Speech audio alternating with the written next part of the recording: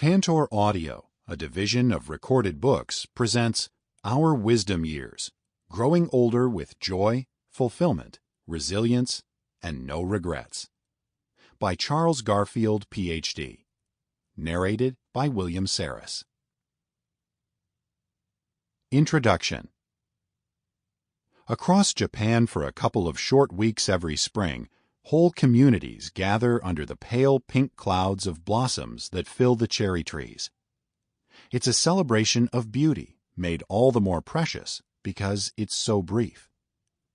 The blossoms might glow for only a week or two before they disappear in huge flurries, leaving the branches bare. The falling of the blossoms is poignant and treasured. Hana-fubuki, it's called. Flower, hana. Snowstorm, fubuki. There's a bittersweet quality to those celebrations and their symbolism that I recognize from my own life. In a most poetic way, gathering under the trees as the petals drift down is a way not only of drinking in the spectacle of life at its peak, but of acknowledging how short that time is and how evanescent our days. I know that well, after many years of working with the dying. Physical beauty fades. Death comes. It's the interval in between that bedevils us. The stretch of life when, try as we might, we can't keep the bloom of youth pasted to the branches anymore, and the givens that have defined us fall away. We thought that we would always be the strong one, the vital one, the contributor, the dutiful son or rebellious daughter. Time somehow wouldn't touch us.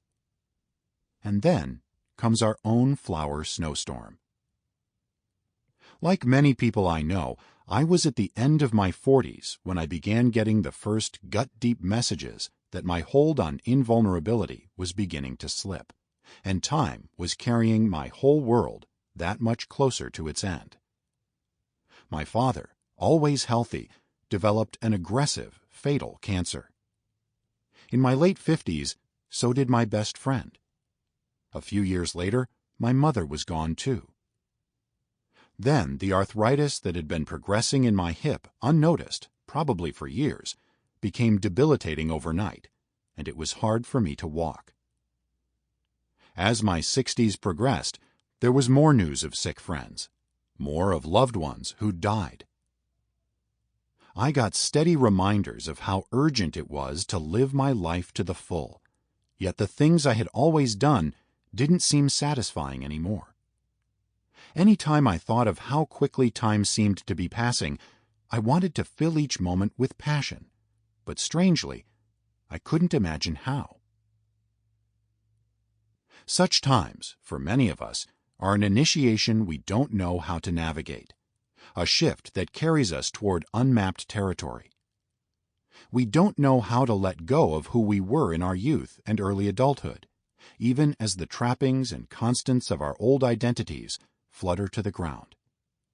We don't yet know that the only way to experience the deep beauty, growth, and freedom of our later years is to release the parts of our lives that no longer fit.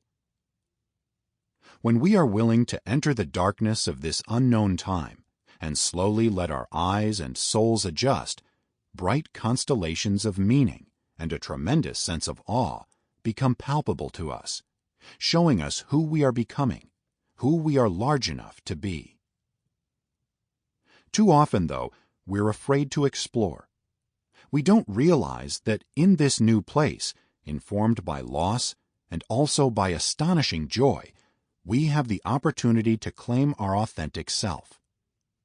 But this is what my life and work have taught me. If we take the risk of shedding outworn roles and expanding our definition of ourselves, we can let our souls lead us to the full expression of who we are, the self we were always meant to be. That is the promise that belongs to us as we grow toward wisdom. This book is a guide to the journey. Allowing ourselves to accept the true gifts of age brings us into our own, and it can open us to a kind of peace we've likely never known. But I learned that only reluctantly. Like many people, I didn't want anything to do with the changes that come as we grow older. They just weren't for me. Without thinking too much about it, I had always assumed that once I became an adult, I would carry on with the same sorts of ambitions, goals, and desires for the rest of my life.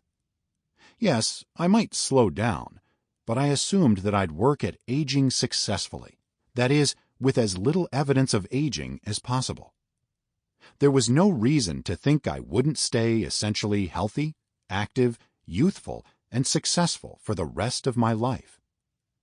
I figured I might slow down some, maybe take things at 3/4 speed in my 90s, but even then, I imagined I'd be the same as always. What shocked me, as I absorbed the losses I faced in my 50s and 60s, was how much they changed me. I began to realize that I wasn't the same, inside or out. I can pinpoint the moment when the business of aging got personal. I was in an exercise class, not an over-the-top boot camp, but a gentle session focused on body alignment. I was lying on my back, stretching my leg over to one side. Simple, especially for someone like me. I'd been working out since I was in my teens, and I still went to the gym regularly to do a weights routine. I could look in the mirror and see that I was good as ever, maybe not the committed bodybuilder I'd been in my 20s, but plenty flexible and fit. If anyone wanted proof that 60 is the new 40, they could just snap my picture. But I was new to the class, and maybe I pushed a little too hard trying to keep up with, or, impress, the people around me. I tended to do that then. During the session, I thought I was doing fine, but when I stood up, my hip was out of whack, and I felt a sharp pain when I walked that didn't subside. I limped out the door, thinking I must have pulled something. When I was still limping a week later, I went into I can solve this mode. I got a massage. Then I tried rolfing and yoga, and every kind of body work and alternative therapy you can imagine. Nothing helped. Simply walking turned into a painful chore, and I could scarcely go a block without needing to sit down. Finally, after months of struggle, I went for an ultrasound and X-ray. That's when I got the news that I had arthritis and needed a hip replacement. What stunned me was how suddenly everything changed. I woke up the morning of my fateful class and launched into the day much as I had for years, with a to-do list, a full calendar of activities, and people to meet. That familiar life was a race I ran every day, thriving, accomplishing things, in my prime. But by nightfall, the smallest step was difficult. For the first time, I felt old. That's often how the fact of our aging breaks into our consciousness. A body part stops working. The barrier that seemed to keep us invulnerable to loss or injury gets flimsy. Routines that used to satisfy us feel empty. A shock to the system wakes us up, or tries to. The message being transmitted is simple and neutral. You're changing. Time for something new. But we don't tend to read it that way.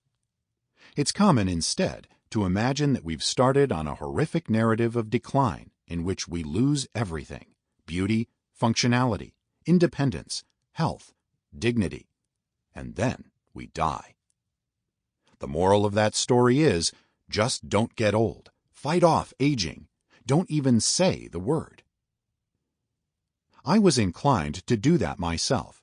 If not for a quirk of my psyche, I'm fairly certain that I would have signed up for the hip replacement immediately, given myself a short while to recuperate, and then taken up marathon running or done something equally extreme to prove that I was once more the new 40 and invincible. But fortunately for me, I was crazily, irrationally afraid of going under the knife. I was certain that I would be the one who would die on the operating table during this common, low-risk surgery, or maybe I'd wake up crippled for life. So I waited 4 years before having my hip replaced and getting my life back. Those slowed-down years were a pivotal period when I began to accept that I was not exempt from the physical, psychological, and spiritual evolution that wants to transform us later in life. I'd been in the honeymoon period, that stretch through our 50s and early 60s when it's still possible to blink away the different, older version of ourselves that's beginning to come into focus.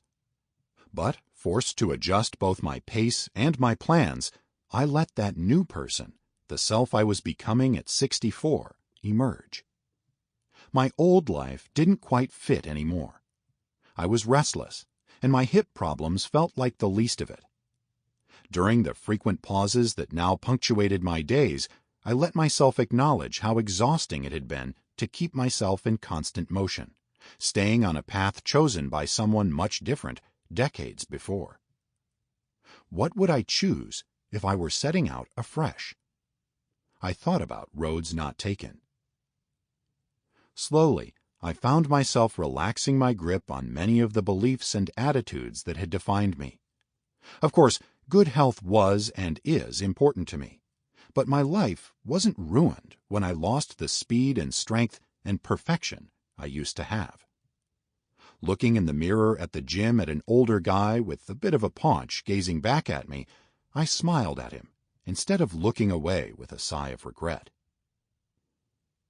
Having a bad hip had forced me to be gentle with myself for the first time in my life. Kinder. I understood in a new way that there was more to me than my body.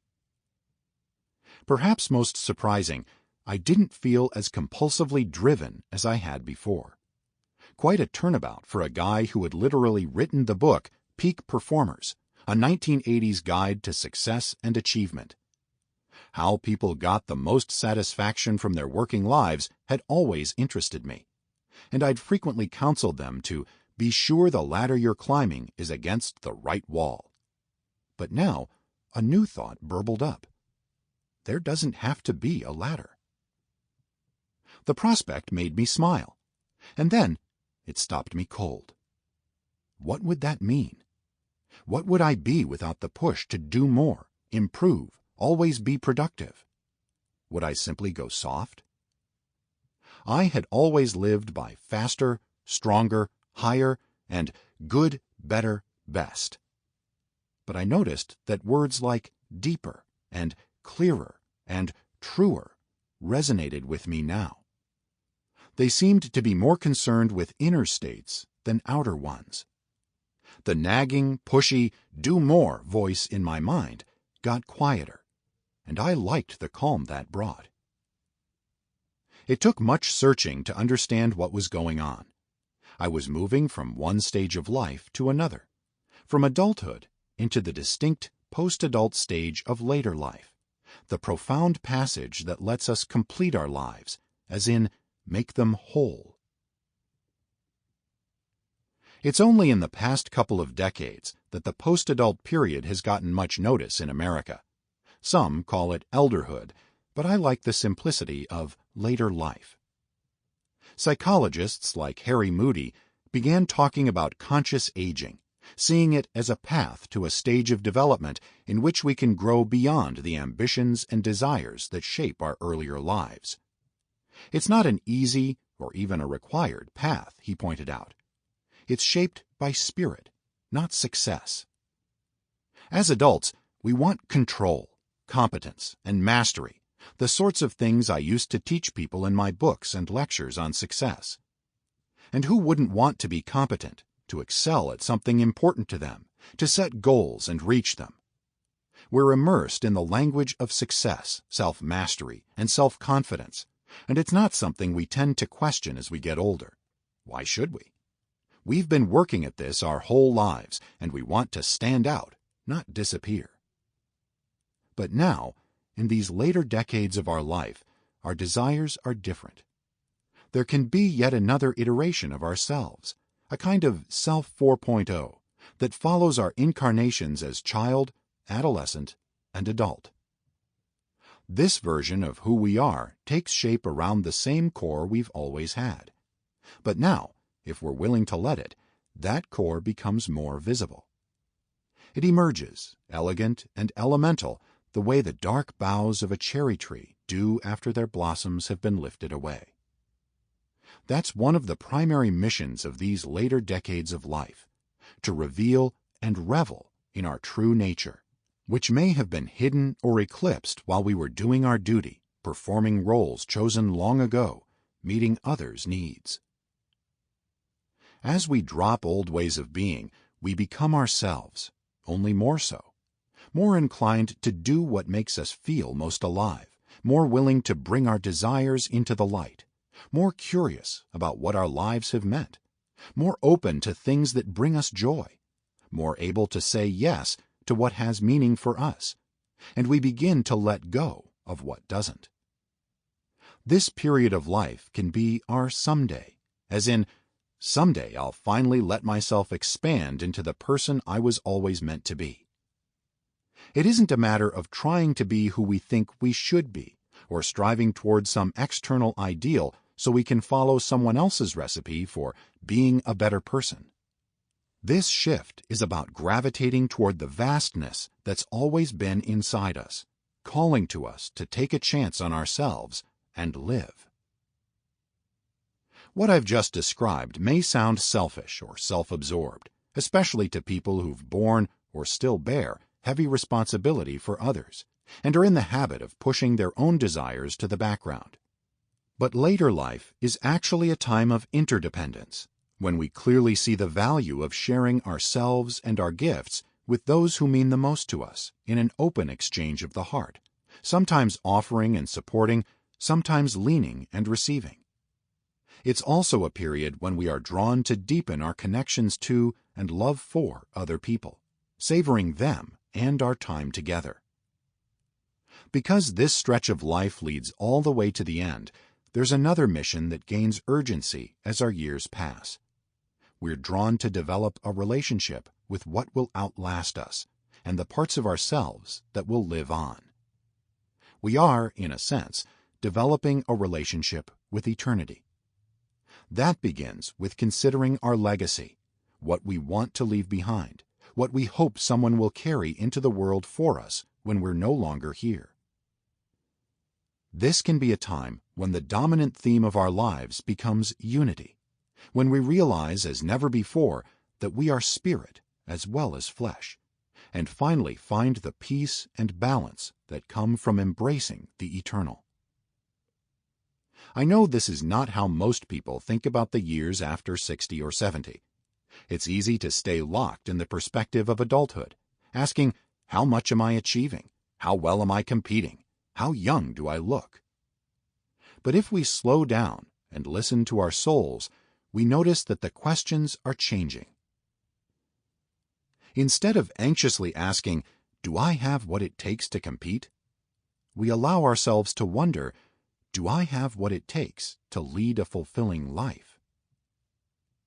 In later life, the drive to keep moving, keep accomplishing, begins to seem less interesting than the understandings we find in solitude, or the moments of awe we feel in nature, or as we hold a new grandchild. What we want more than success or things are loving relationships, an intimacy with the eternal and our deep, wild selves, and a life built around that.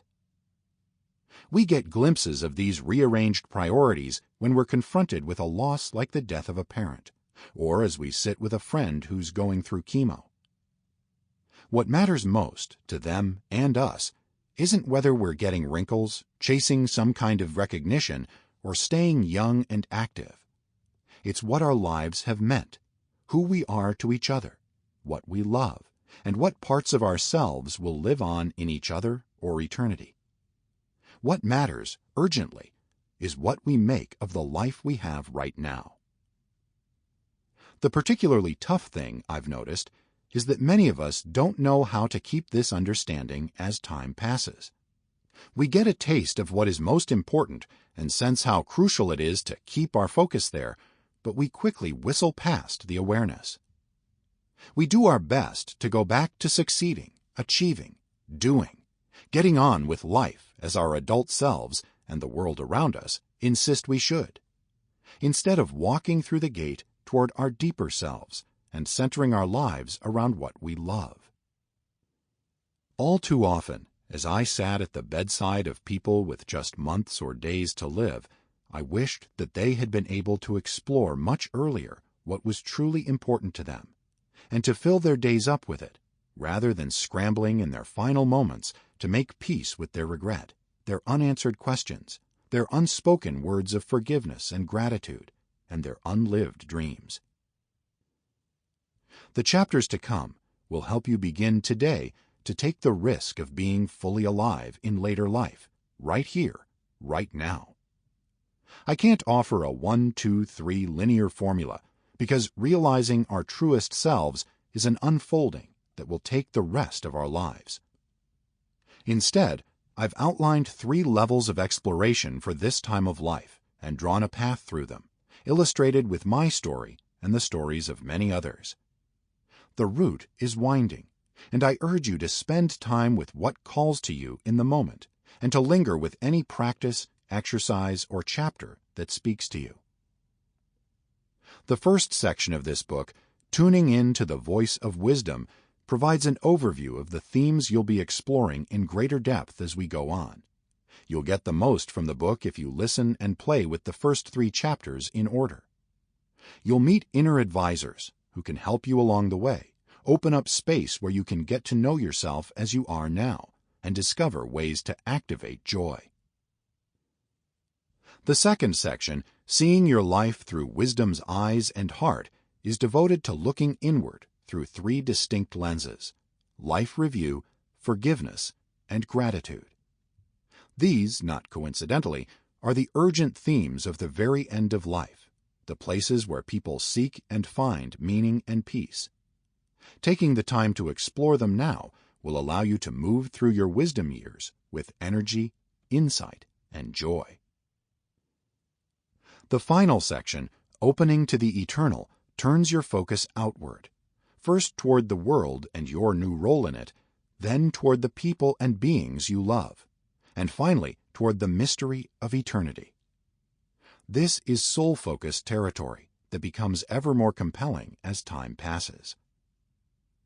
The 9 tasks of transformation you'll find in these chapters offer a vision of growth and expansion in a time we tend to associate with decline, and taken together, they create a solid foundation from which to navigate all the changes and challenges ahead. They'll center you in what brings you most alive and help you cultivate a sense of vision, resilience, and equanimity that you can count on no matter what. I've used these tasks as a guide for students in classes on how to follow our callings and our untamed nature in our wisdom years, and we frequently begin by considering May Sarton's words, "Now I become myself. It's taken time, many years, and places. I have been dissolved and shaken, worn other people's faces." As adults, we make plans, check things off our lists, and keep ourselves advancing, even as we cling to the safety of what we know. But in the wisdom years, we keep listening in the knowledge that there's no end to the call and response of the Spirit, no end to being dissolved and shaken, right up to the last breath. Working with the dying and with people who, like me, were reluctant to accept the gifts that come with age has taught me that there's tremendous freedom in living out our lives with curiosity, a sense of humor, and open eyes, not fearful, but aware that our time is short and our bodies will break down. We cannot stay the same as we ever were, nor would we want to.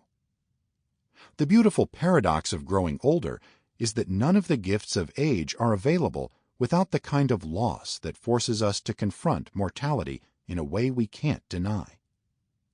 In the face of loss, we're changed and expanded by truths that come from the heart, not the mind. We learn that we're part of something much larger than we are, that love and kindness matter most of all. The wisdom that allows us to value and live by those truths can't be reduced to slogans like, "When life hands you lemons, make lemonade." It sounds and feels more like what Naomi Shihab Nye writes in her poem, Kindness. Before you know what kindness really is, you must lose things. Feel the future dissolve in a moment, like salt in a weakened broth. Before you know kindness as the deepest thing inside, you must know sorrow as the other deepest thing. Then it is only kindness that makes sense anymore. Wisdom isn't for the immortal, the untouched, the ones who tie their worth to the surface. It requires letting the petals fall to reveal the true shape of the much larger self that's been hidden inside us, the profound but simple truths of life, the exquisite mystery that surrounds us. Life is calling us to this, to our wisdom years. I invite you to say yes. Part 1. Tuning in to the Voice of Wisdom. Chapter 1. The first task: convene an inner council of advisors. Something inside you is pressing to be born. It's rich with the potential you've carried inside for years, but haven't fully nurtured into being. This new surge of energy that wants to reshape your life may show itself first as a daydream that makes you well up with excitement or joy. It could drift into view as the memory of a path not taken, a dream or talent you put on the shelf because it wasn't practical. Some of us feel it as a longing that keeps returning. I'd love to. I wish I could. It would feel so good to just... Or it may appear simply as a feeling that there's so much more to me than what I've let myself be so far. The face and form of this desire may not be clear to you yet. It may be no more than a murmur at the back of your mind, a sense of restlessness or boredom or hope. But it's urgent to seek it out and to devote yourself to its care. Answering its call, which beckons you to wisdom and fulfillment, is the mission of later life. It's not a given that you will hear that call and respond. I'm aware that it could seem almost absurd to think of yourself as being pregnant now with a hunger for something deep and new. Here in the home stretch of life, a lot of us thought we were supposed to be enjoying the fruits of the effort we poured into earning the success, mastery, and ease that come with years of devotion to building our lives and livelihoods. We've had our children, literal and creative, and now, in the laid-back golden years, we might have thought we had things figured out and were done with the work of discovering who we are and how best to live. Such assumptions are prevalent in part because the possibility of later life transformation has been a fairly well-kept secret in our culture, which tends to insist that any real potential for growth is used up by the end of adulthood. It's actually a fascinating trap. Any diminished interest in what's always consumed us, jobs, assigned roles, success, other people's priorities, is taken as evidence of our woeful decline. But the startling truth is that with lifespans lengthening, we're now spending roughly a third of our lives in our post-adult years, where our old passions and preoccupations don't satisfy us in the same way anymore. If we let ourselves, we have a chance to grow in new directions and to savor what brings us bliss. We've been handed an invaluable prize, but because it comes with an AARP card, we frequently don't want to take it. At the cusp of the opportunity of a lifetime, we've too often been brainwashed into believing we'd prefer to stay the same as we've always been. When the idea of birthing or liberating a new vision of ourselves at age 60 or 70 or 80 comes up in my workshops on later life, there's often a bit of incredulity at first, even among those who are quite self-aware. Enticing as growth and fulfillment may sound, our first reaction is often some variation of, "I'm supposed to do what?"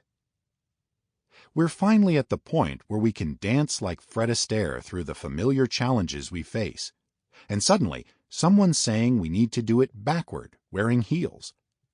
Isn't discovering myself for the young? Sample complete. Ready to continue?